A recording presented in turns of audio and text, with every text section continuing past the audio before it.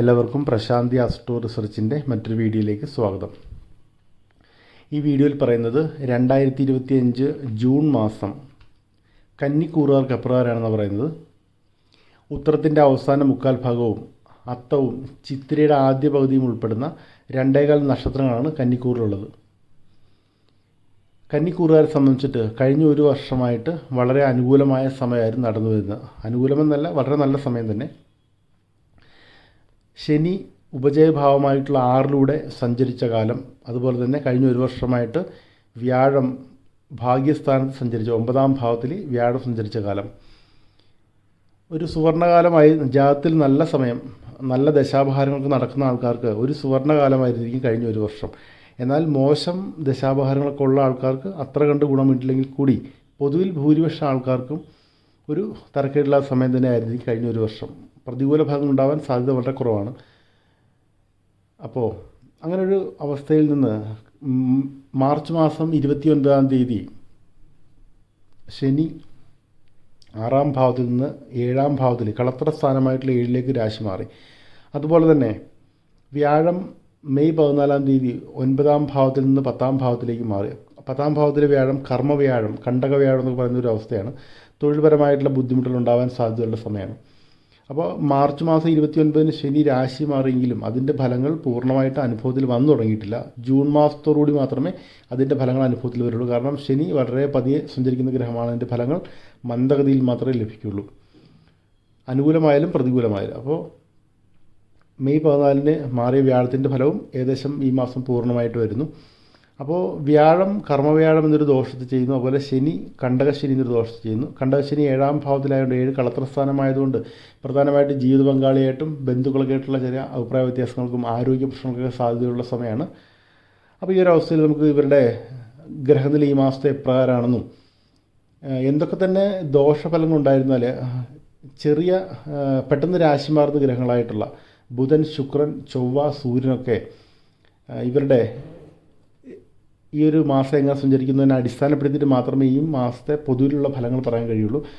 വ്യാഴത്തിൻ്റെയും ശനിയുടെ സ്ഥിതി പ്രതികൂലമാണെങ്കിൽ കൂടി ഇവർക്ക് മറ്റ് ഗ്രഹങ്ങളുടെ സ്ഥിതി അനുകൂലമാണെങ്കിൽ അനുകൂല ഫലങ്ങൾ ലഭിക്കുക തന്നെ ചെയ്യും. അപ്പോൾ അതെങ്ങനെ ഈ മാസം അനുഭവത്തിൽ വരും നമുക്ക് വ്യക്തമായിട്ട് പരിശോധിക്കാം. ആദ്യമായിട്ട് ഈ മാസത്തെ ഗ്രഹനില എങ്ങനെയെന്ന് നമുക്ക് നോക്കാം.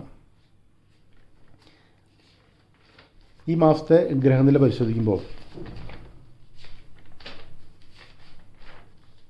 മേടത്തിൽ ശുക്രൻ, അതുപോലെ ഇടവത്തിൽ സൂര്യനും ബുധനും. സൂര്യൻ ഇടവത്തിൽ നിന്ന് മിഥുനത്തിലേക്ക് പോകുന്നത് ജൂൺ 15-നാണ്. ബുധൻ ഇടവത്തിൽ നിന്ന് മിഥുനത്തിലേക്ക് പോകുന്നത് ജൂൺ മാസം 6-ാം തീയതിയാണ്. വ്യാഴം മിഥുനം രാശിയിലുണ്ട്. ജൂൺ 15-ന് ശേഷം മിഥുനം രാശിയിൽ വ്യാഴവും സൂര്യനും ബുധനും ഉണ്ട്. 3 ഗ്രഹങ്ങൾ മിഥുനം രാശിയിലുണ്ട്.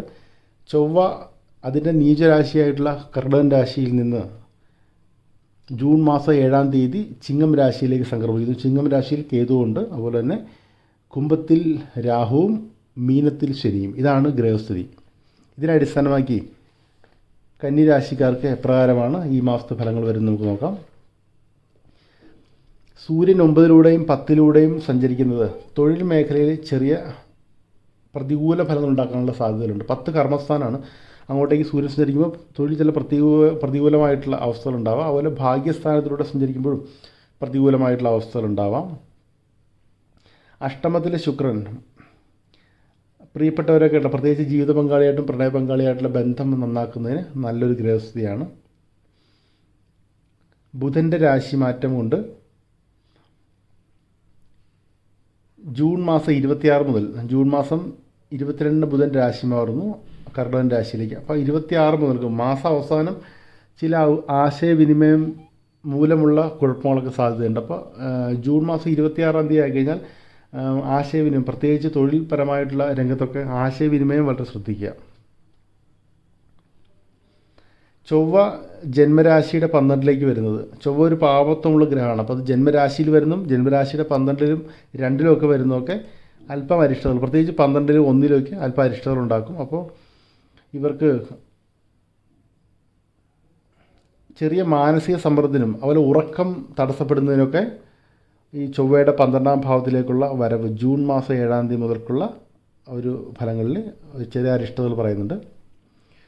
12-ലെ കേതു ഇവരുടെ 12 രാശിയായിട്ടുള്ള ചിങ്ങം രാശിയിൽ മോക്ഷകാരകനായിട്ടുള്ള കേതു വരുന്നത് ആത്മീയമായിട്ടുള്ള അറിവുകൾക്കുള്ള ആഗ്രഹവും അതുപോലെ ജ്യോതിഷം, ഹോളിസ്റ്റിക് ഹീലിംഗ്, റെയ്ക്കി മുതലായ രീതിയിലുള്ള താല്പര്യവും ഒക്കെ വർദ്ധിപ്പിക്കാനുള്ള സാധ്യതകളുണ്ട്. അത്തരം കാര്യങ്ങൾ അറിയാനും പഠിക്കാനുള്ള താല്പര്യം വർദ്ധിക്കാനുള്ള സാധ്യതകളുണ്ട്. 7 ശനി ആരോഗ്യ പ്രശ്നങ്ങൾക്കും ജീവിത പങ്കാളിയായിട്ടും ബന്ധുക്കളുമായിട്ടുള്ള പ്രശ്നങ്ങൾക്കൊക്കെ സാധ്യതയുള്ളൊരു ഗ്രഹസ്ഥിതിയാണ്. അതുകൊണ്ട് അല്പം ശ്രദ്ധിച്ചിരിക്കുക. 6-ാം ഭാവത്തിലെ ഋണരോഗശത്രുസ്ഥാനത്തെ പാപനായിട്ടുള്ള രാഹു ഒരു പരിധിവരെ ഈ പ്രശ്നങ്ങളൊക്കെ മറികടക്കുന്നതിന് സഹായിക്കും. പൊതുവിൽ ആ ഭാവത്തിൽ രാഹു നിൽക്കുന്നത് നല്ലതാണ്. 1.5 വർഷത്തേക്ക് രാഹു ആ ഭാവത്തിലുണ്ടെന്ന് ഈ രാശിക്കാർക്ക് വളരെ ആശ്വാസകരമായ ഗ്രഹസ്ഥിതിയാണ്. 10-ാം ഭാവത്തിൽ വ്യാഴം, അത് പ്രത്യേകിച്ച് എടുത്തു പറയേണ്ട ഒരു സ്ഥിതിയാണ്. 10-ൽ വ്യാഴം ഒരു അത്ര കണ്ട് ദോഷമല്ല, പക്ഷേ അത് കർമ്മരംഗത്ത് ദോഷമാണ്. കർമ്മരംഗത്ത് മേലധികാരികളുമായിട്ട് സഹപ്രവർത്തകരുടെ അഭിപ്രായ വ്യത്യാസം ഉണ്ടാവുക, നമ്മൾക്കെതിരെ ഒരു പ്രതികൂല അന്തരീക്ഷം തൊഴിൽ മേഖലയിൽ സൃഷ്ടിക്കപ്പെടുകയൊക്കെയായിട്ട് ഫലങ്ങളാണ്. കണ്ടകശനിയും കൂടി ഉള്ളതിനാൽ നിങ്ങൾ വളരെയധികം ശ്രദ്ധിക്കുക. ഇനി അങ്ങോട്ട് മേലധികാരിയുമായിട്ടൊക്കെ അഭിപ്രായ വ്യത്യാസം ഉണ്ടാവാതെയും വാക്കുതർക്കം ഉണ്ടാവാതെയൊക്കെ ശ്രദ്ധിക്കുക. അത്തരം സാഹചര്യങ്ങൾ ഡിപ്ലോമാറ്റിക്കായ രീതിയിൽ ഒരു നയപരമായിട്ടുള്ള മറുപടികളും ഇടപെടലുകളും സമീപനമായിരിക്കും കൂടുതൽ നല്ലത്. പുതിയ നിക്ഷേപങ്ങൾക്കും അതുപോലെ തന്നെ ഓഹരി, മ്യൂച്വൽ ഫണ്ട്, ക്രിപ്റ്റോ മുതലായ ഒക്കെ ചെയ്യുന്ന ആൾക്കാരൊക്കെ വളരെ ശ്രദ്ധിക്കുക. അതൊക്കെ നിർത്തിവെക്കുന്നതാണ് ശരിക്കും നല്ലത്. അതൊക്കെ നമുക്ക് വലിയ നഷ്ടമുണ്ടാക്കാനുള്ള എല്ലാ സാധ്യതകളുണ്ട്.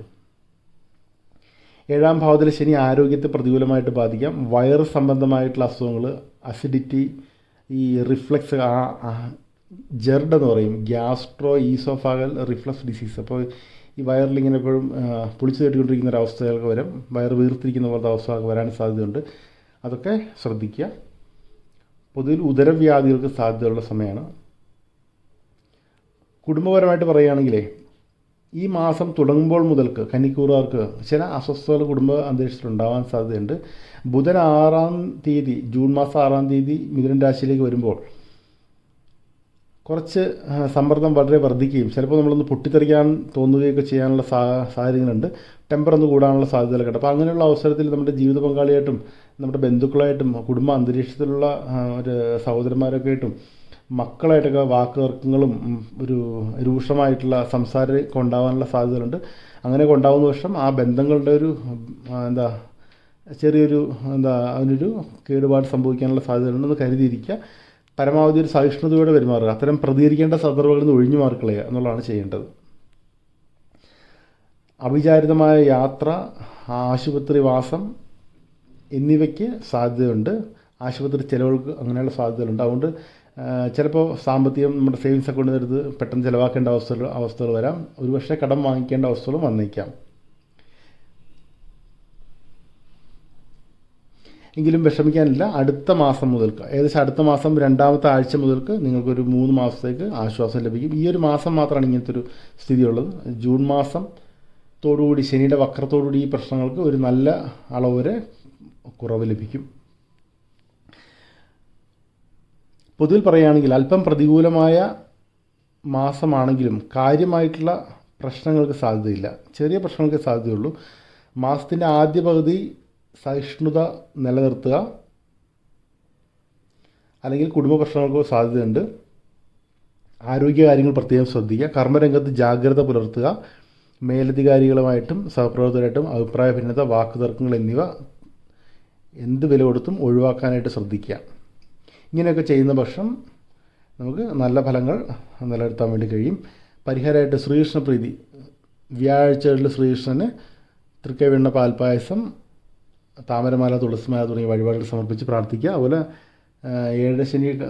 കണ്ടശനിയുടെ ദോഷത്തിൻ്റെ പരിഹാരാർത്ഥം ശാസ്താവിന് എള്ളുപായസം, നീരാഞ്ജനം, നെയ്വിളക്ക് തുടങ്ങിയവ വഴിപാടുകൾ സമർപ്പിക്കുക. ശിവന് ശനിയാഴ്ചകളിൽ പിൻവിളക്ക്, ധാര, കൂവളമാല എന്നീ വഴിപാടുകൾ സമർപ്പിക്കുക. ഹനുമാൻ ചാലിസ ജപിക്കുകയോ ശ്രവിക്കുകയോ ചെയ്യുക. ഹനുമാന് ശനിയാഴ്ചകളിൽ വെറ്റിലമാല, വടമാല, കുങ്കുമാർച്ചന തുടങ്ങിയ വഴിപാടുകൾ സമർപ്പിച്ച് പ്രാർത്ഥിക്കുക. ഇങ്ങനെയൊക്കെ ചെയ്യുന്ന വർഷം ദോഷഫലങ്ങൾ വളരെ കുറയുകയും ഗുണഫലങ്ങൾ വളരെ വർദ്ധിക്കുകയും ചെയ്യും. പൊതുവിൽ സാത്വിക ചിന്തകളോടെ ഇരിക്കുന്ന ഒരാളെ സംബന്ധിച്ചിട്ട് കാര്യമായിട്ടുള്ള ദോഷഫലങ്ങളൊന്നും ബാധിക്കുകയില്ല. നിങ്ങൾ ഇനിയും പ്രശാന്തി അസ്ട്രോ റിസർച്ച് ചാനൽ സബ്സ്ക്രൈബ് ചെയ്തിട്ടില്ലെങ്കിൽ സബ്സ്ക്രൈബ് ചെയ്യുക. നിങ്ങളുടെ സുഹൃത്തുക്കൾക്ക് ഷെയർ ചെയ്യുക. ഇനിയും അപ്ലോഡ് ചെയ്യുന്ന വീഡിയോസിന് നോട്ടിഫിക്കേഷൻ ലഭിക്കുന്നതിന് വേണ്ടി ബെൽ ബട്ടൺ അമർത്തുക. ഈ വീഡിയോയുടെ കമൻറ്റ് ബോക്സിൽ പ്രശാന്തി അസ്ട്രോ റിസർച്ച് വെബ്സൈറ്റിൻ്റെ ലിങ്ക് കൊടുത്തേക്കാം. നിങ്ങൾ വെബ്സൈറ്റും സന്ദർശിക്കുക. ഈ പ്രശാന്തി അസ്ട്രോ റിസർച്ച് ചാനലിനെ സംബന്ധിച്ച് നിങ്ങളുടെ അഭിപ്രായങ്ങളും നിർദ്ദേശങ്ങളൊക്കെ ഇമെയിലായിട്ടും വാട്സപ്പായിലൂടെയും നിങ്ങൾക്ക് അറിയിക്കാവുന്നതാണ്. അപ്പോൾ കന്നിരാശിയിൽപ്പെട്ട എല്ലാവർക്കും ഈശ്വരൻ എല്ലാവിധത്തിലുള്ള അനുഗ്രഹവും ഒക്കെ നൽകട്ടെ എന്ന് ആശംസിക്കുന്നു. ഒരു കാര്യം ശ്രദ്ധിക്കുക, നിങ്ങളുടെ ജാതകത്തിൽ മോശം ദശാപഹാരങ്ങളൊക്കെ നടക്കുന്ന ആൾക്കാർക്ക്, എന്തെങ്കിലും അഷ്ടമാധിപൻ്റെ ദശയോ അല്ലെങ്കിൽ ദശാസന്ധിയോ ഒക്കെ നടക്കുന്നവർക്ക് ഈ ഒരു കണ്ടകശനിയും കർമ്മവ്യാഴവും കൂടി വരുന്ന സമയങ്ങളിൽ ഫലങ്ങൾ രൂക്ഷമാവാനുള്ള സാധ്യതയുണ്ട്. അങ്ങനെയൊക്കെ ചെയ്യുന്ന പക്ഷം നിങ്ങളുടെ ജാതകം ഒന്ന് പരിശോധിപ്പിച്ച് വേണ്ട പരിഹാരങ്ങൾ ചെയ്യുന്നത് നന്നായിരിക്കും. നിങ്ങൾക്ക് എല്ലാവിധത്തിലുള്ള ഐശ്വര്യവും ഈ പ്രതിസന്ധി നേരിടാനുള്ള ധൈര്യമൊക്കെ ഈശ്വരൻ നൽകട്ടെ എന്ന് ആശംസിക്കുന്നു, പ്രാർത്ഥിക്കുന്നു. നന്ദി, നമസ്കാരം.